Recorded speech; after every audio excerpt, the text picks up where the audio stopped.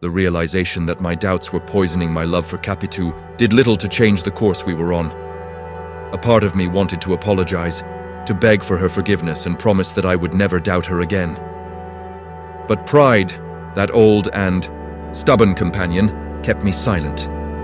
Capitu, for her part, seemed to sense my inner turmoil. She grew quieter, more reserved, as though she were retreating into herself.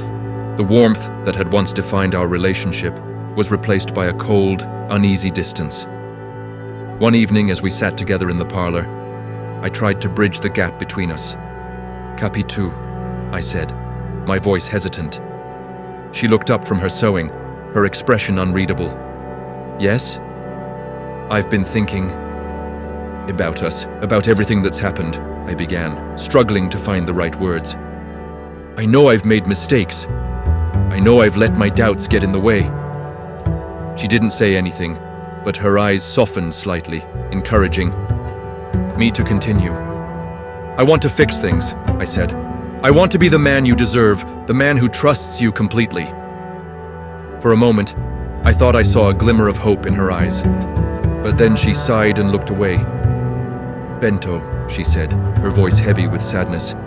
"I've heard those words before, and every time I've believed them, but nothing ever changes." Her words stung, but I knew she was right. I had made promises before, only to break them when my insecurities got the better of me. "I mean it this time," I said, desperation creeping into my voice. "I'll do whatever it takes to make things right." She looked at me then, her gaze steady and unflinching. "I hope you do," she said simply. For a time, things seemed to improve. I made a conscious effort to suppress my doubts, to trust her as I had in the beginning. And Capitu, ever patient, seemed willing to meet me halfway. But the peace was short-lived. One day, as I was sorting through some old letters, I came across a note that I didn't recognize. The handwriting was unfamiliar, and the words, though innocuous on the surface, seemed laden with hidden meaning. "Thank you for the wonderful evening. I can't stop thinking about our conversation. Yours, always." The note was unsigned, and there was no indication of who had written it, or to whom it was addressed. But my mind immediately leaped to the worst possible conclusion. I confronted Capitu that evening, holding the note in my trembling hands. "What is this?" I demanded, my voice shaking with anger and fear. She looked at the note, her brow furrowing in confusion. "I don't know," she said. "Where did you find it?" "In the desk," I said. "Among your things." Her eyes widened in disbelief. "Bento, I've never seen this before. I don't know who wrote it or what it's about." "Do you expect me to believe that?" I shouted, the words spilling out before I could stop them. "Yes, I do," she shot back, her voice rising to match mine. "Because it's the truth." The argument escalated quickly, each of us hurling accusations and denials until we were both too exhausted to continue.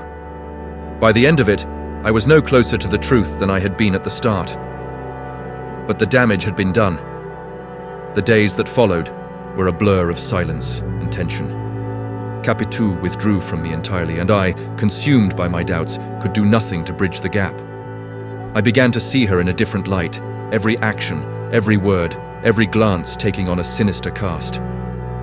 The woman I had loved so deeply now seemed like a stranger, someone I couldn't trust. And yet, even in the depths of my suspicion, I couldn't bring myself to let her go. When trust is broken, love becomes a battlefield. In the next chapter, I'll recount the events that pushed Capitu and me to our breaking point, and the moment that would forever change the course of our lives. Don't miss it.